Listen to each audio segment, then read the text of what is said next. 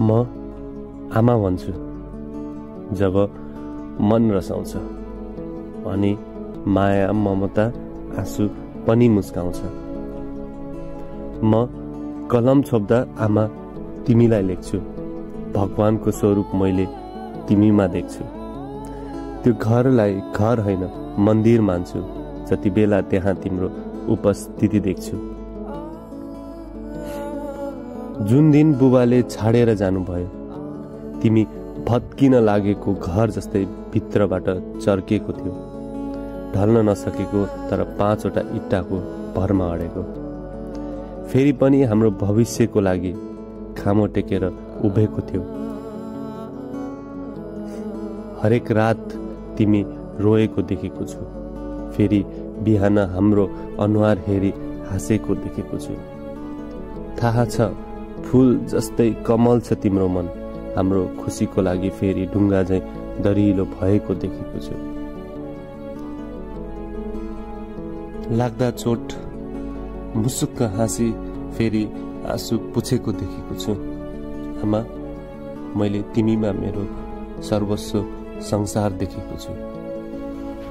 तिम्रो स्वार्थ थियो हाम्रो भविष्य बनाउने, आफ्नो जीवन सारा हाम्रो लागि जलाउने। ऊ आमा जस्तै थिइन्, ऊ त भगवान थिइन्, नौलो स्वरूपमा ममताको जीवित प्रमाण थिइन्। आफ्नो सपना चिहानमा गाडेर हाम्रो सपना फुलाउने उनी आमा थिइन्। जसले बोल्दैन तर बुझ्छ, जसले थाक्दैन तर थाम्छ, जसले सुनाउँदैन तर सुनिदिन्छ, जसले आफ्नो सर्वस्व जीवन दिँदा पनि बदलामा केही माग्दैन।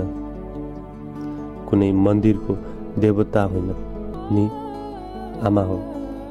त्यसैले म आमा भन्छु जब मन रसाउँछ अनि माया ममता आँसु पनि मुस्काउँछ। टाढा छु आज म, तर तपाईको माया मेरो सास जस्तै सँगै बगिरहेको छ आमा। माता तीर्थी औँसीको हृदयदेखि शुभकामना छ हजुरलाई आमा। सकिन दिनलाई उपहार स्वरूप महँगो केही अहिले, जिम्मेवारी धेरै छ घरको ऋण तिरौला पहिले। दिनेछु उपहारमा मिठो बोली वचन हजुरलाई, नदुखाउला त्यो फूल झैं कमल मन कहिले।